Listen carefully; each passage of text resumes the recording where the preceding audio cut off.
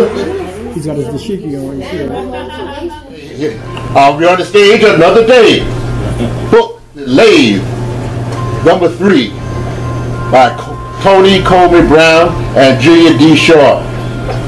Ladies and gentlemen, they're going to be my guest hosts. I don't do this that often, so nobody get no ideas. And yeah! All right.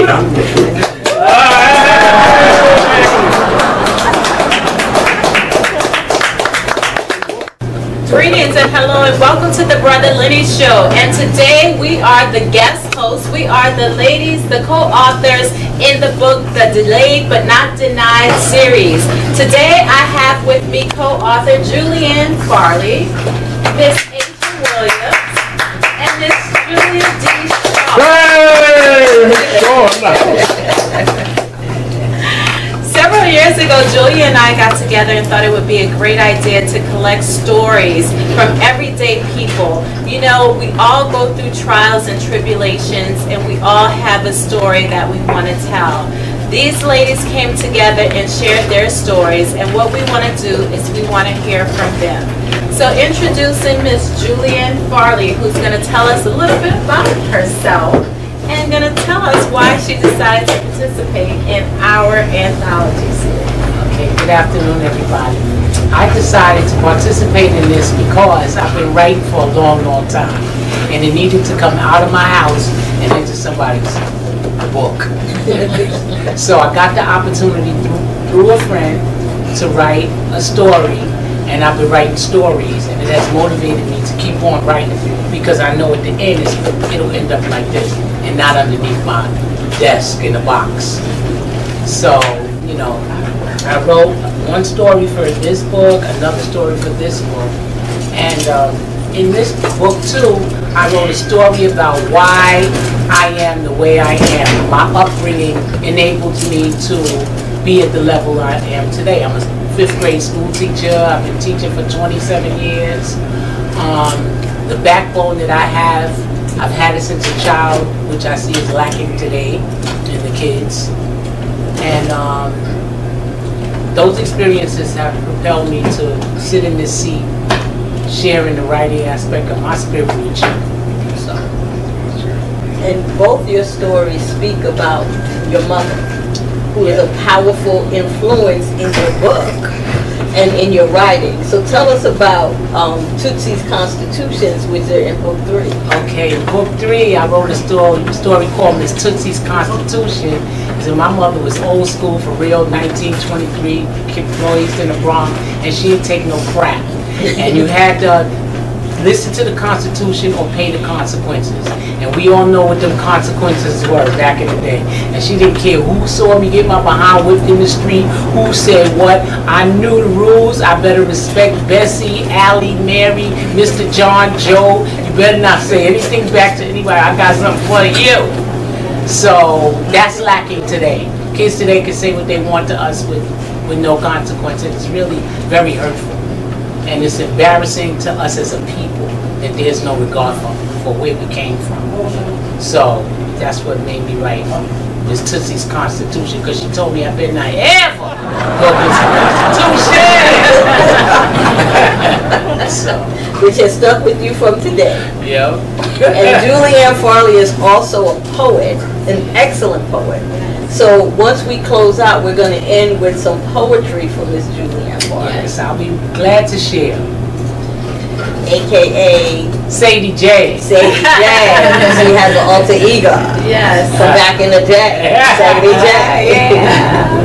Right. And we found out that she used to do spoken word right here in this bookstore. This is Uptown Bookstore. Yeah. So that's amazing. That I was invited back. And life comes full circle. Look at that. Look at that here. Yeah. It definitely does. And now we're going to hear from Miss Asia Williams. Now let me tell you what's special about Asia. I feel like she's like a sister and a second daughter at the same time. Right? Yeah. And this is a mother-daughter team. And she decided to share her story. And I'm just going to let her tell you a little bit about herself. and about her story and why she decided to share it with the world. Okay, hi. I am Asia Williams. I have been a little bit about myself as I've been in education for about 15 years. I am currently a second year assistant principal. And my last year being a teacher, I was a dean. I got to see my students in a different light and learning more about their personal lives and seeing that a lot of them had the same experiences that I did growing up. And with that being having a parent that was incarcerated for most, if not all, of their lives. It's an interesting dynamic because not a lot of people, if you haven't been through it, you don't understand it. My dad has been in and out of prison for ever since I was maybe 5. And it impacted me in a lot of ways. It pushed me to do more, and I think my mom pushed me to do more because of that. And it also is something that I kept hidden, except for those who were very close to me. Only in my older age did I become more vocal about it when asked, and that's only because of my students, who I had to share with them that that situation does not determine who you become. So I thought that it was really important at that moment because my mom has been asking me ever since book 1. So Asia, because I my area of expertise is English language arts. So I like to read, I like to write, and so of course my mother, knowing that, pushed me. Book 1, Asia, nope. Book 2, Asia, nope. And it had to be when I was ready and in my time. And so when it was book 3, right around the time that they did book 3, my father was arrested again. And I thought that at that moment it was definitely time. And I have siblings. I have 2 sisters that also share the same father, and they didn't want to read my excerpt in the book. They didn't want to read my portion. They just thought that it was going to be a I hate daddy, daddy issues, and it wasn't that. It was more of a celebration of how much I do love my dad. However, him being in and out of prison had such a humongous impact on the relationship that we have, because we still do have a relationship, and the impact that it has on my children. Because I'm a mom and I have a daughter who has gotten close to him, and it's the same dynamic of you get really, really close and you start building this great relationship, and then boom, he's gone for a certain amount of time. And he comes home and you have, you're like, okay, great, we're gonna rebuild, things are just gonna be better than ever, and then boom, gone again. And it's you try not, you can't get angry. You just have to give that unconditional love, but it's very taxing. It weighs a lot on you, and then having to explain it to my 5-year-old daughter, and then having to explain to my son who's 18, and making sure he understands as a young black man that this is not what you do, and that I do what I'm doing so that you never have to be in a realm where you have to make decisions to be in the same place. So, with all that being said, I felt like I had that in me to share with others, and because there are a lot of people like me out there, and you just don't know it, that have had a parent almost their entire life in and out of jail. Tell us a little bit about your son, because I think that he's an amazing success story, and I think that the contrast is so amazing. It definitely is. It's funny because when I do speak to my father, he's like, my boy, my boy. Like I think he wants my son to be such this amazing person just because of what he didn't bring to my life and what my son does bring. My son is 18. He's a freshman at Howard University. HU. He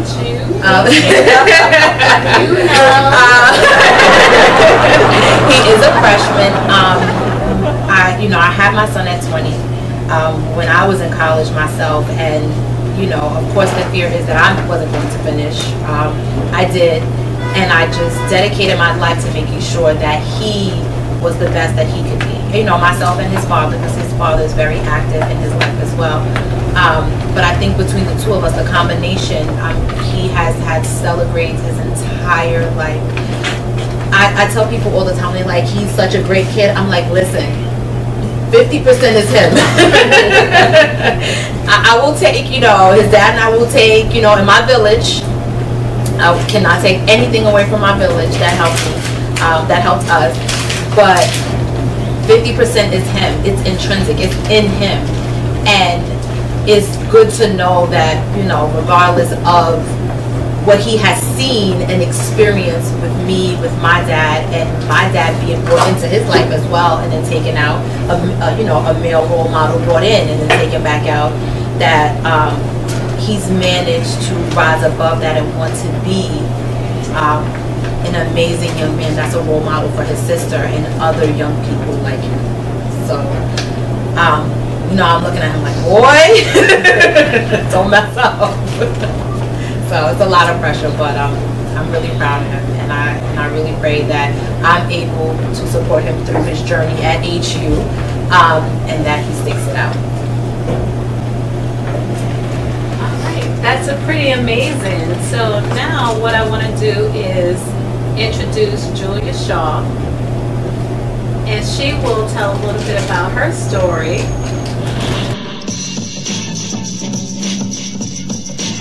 Well, my name is Julia Shaw, and Tony and I are publishers, business partners. Our company is the Collaborative Experience, and we've worked years in the publishing industry, and so we have been able to take our experience and share it with others that have a story to tell but may not have that experience in the publishing industry. I don't know if it's clear, but Asia Williams is my daughter. So when I read her story the first time, I cried. And, because, I have issues with the whole, with her father and him making the choice of being incarcerated, because it's his choice. Because he made choices that led to him being incarcerated, and the impact that it had on our family. And being a single parent and raising your children. And I write about that in book 1, book 2. Book 2 was more about myself and making a shift. And book 3, I wrote about just, the emotions behind, being a single parent. As a mother, you can't speak badly about a child's father, regardless of what choices he makes. Your child has to see for themselves. And that's what I allow both my daughters to do, to see who their father was for themselves, not to condemn him, not to talk badly about him, because every little girl's first love is their father, and you don't want to be the person to take that away. So, that's the gist of my story. Our stories, our co-authors, we've published over 50 authors, and it's about healing, it's about growth, and sharing our experiences with others. And now I want to introduce Toni Coleman Brown, who is my partner in Good, and she's also one of our co-authors, and Toni's going to tell you a bit about herself and her involvement with Delayed But Not Denied. All right, now hasn't this been amazing, guys, what you've heard so far? Yes, yes? So before we go any further, we're going to take a little break and we'll be right back. Thank you.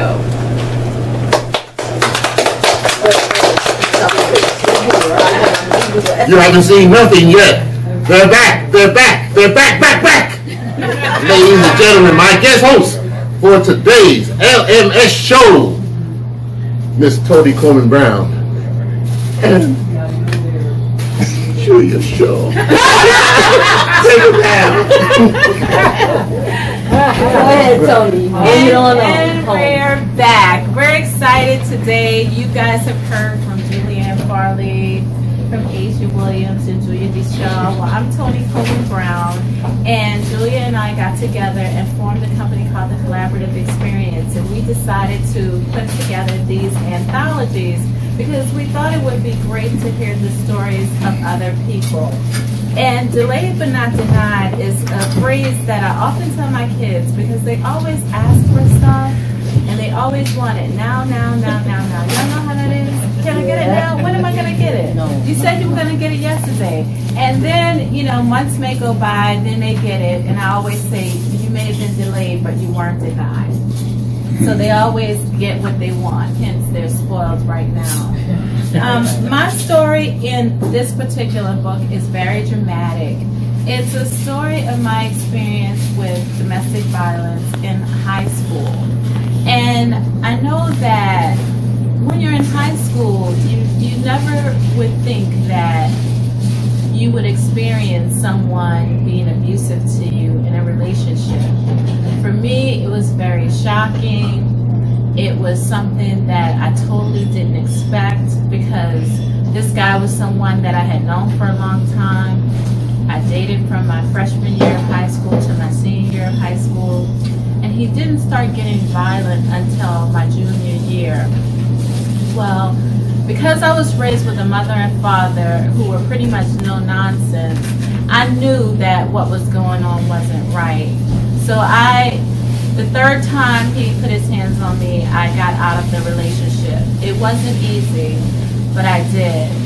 And years later, I knew that I had done the right thing when I found out that the same individual abused his wife and ended up murdering his wife. But he didn't just murder one. He served 10 years, he got out of jail, got married again, and murdered another wife.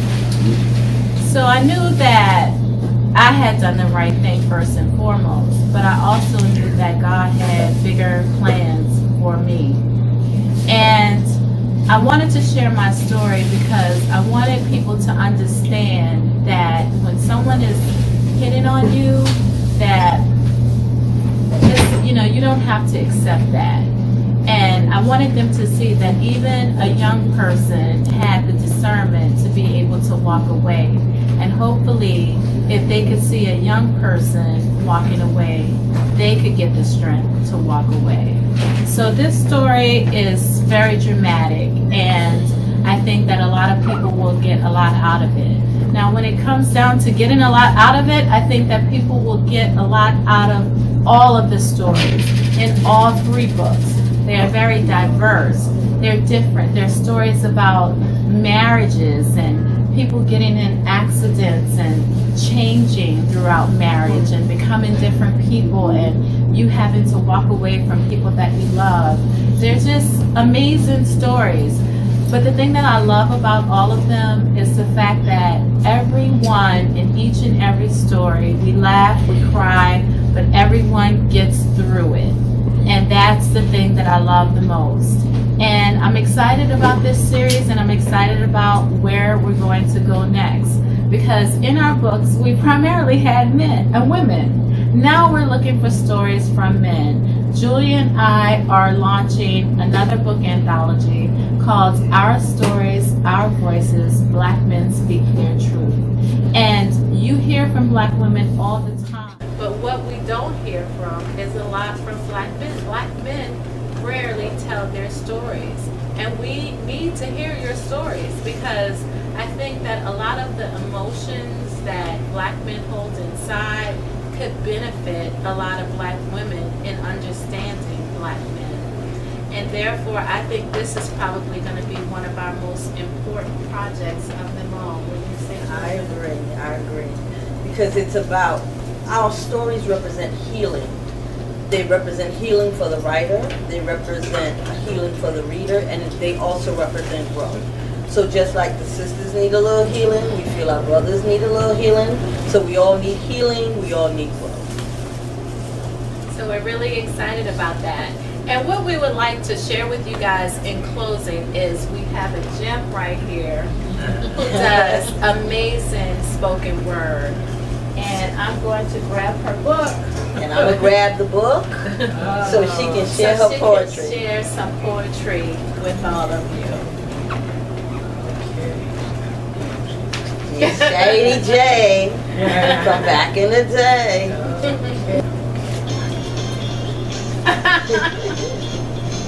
And I'm gonna write.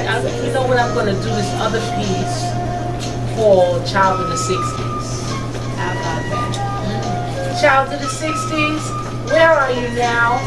A product of some broken aspirations.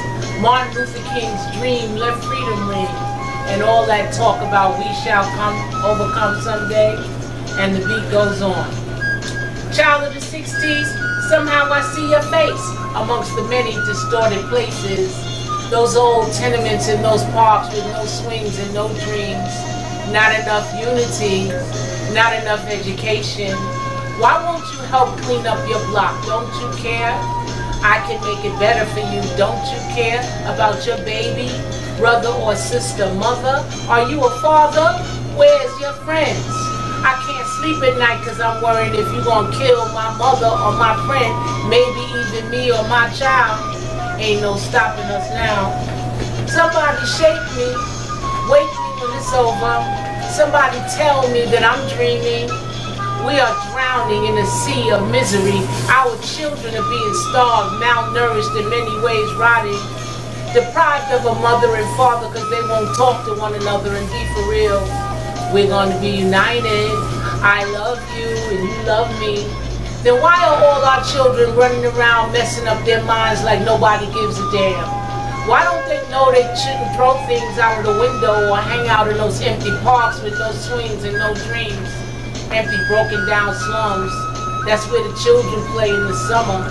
And in the winter they hang out in cold hallways getting high off whatever. Somebody's bullcrap gets in the way of a child's God-given potential, but you better get tough, kid. But those beautiful little babies are going to continue to die a slow death like they're doing now. Their minds are being destroyed, their creativity being stifled as we search for tomorrow. Your grandma is scared to go to the store, ride the bus, because somebody wasn't taught to respect themselves or other people. Somebody never learned how to change an ugly part of themselves, and we all have those I don't give a damn attitudes.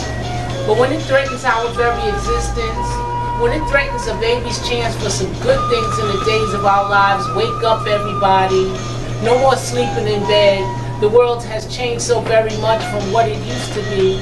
There is so much hatred, war, and poverty. We need in order to bring forth a brighter day. We're going to be united. I love you and you love me. That dream, that hope will become reality when all my friends learn to sit down and talk to their mothers and fathers and be a friend. When all my children strive to get what they want without stepping on somebody, because what goes around comes around. And if you think you're just going to take what somebody worked for, get without giving up something, put a knife in my mother's throat and take her rent money, lock up my baby brother because he was born a color that you don't prefer, believe me, you will be rolling down the mountainside one way or another. I'm going to push you out, blow you into another world by any means necessary. You will live and die with all those sick people who deprive us of our right to be human, to live in peace. And now that you have had time, more than enough time to think it over, when you start to change things, look at yourself. Talk to those people in your family. They need a guiding light. You see, we have come too far to end it now.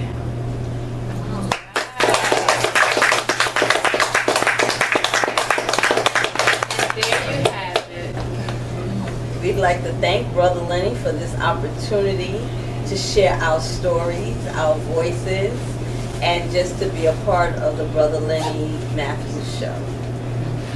My pleasure.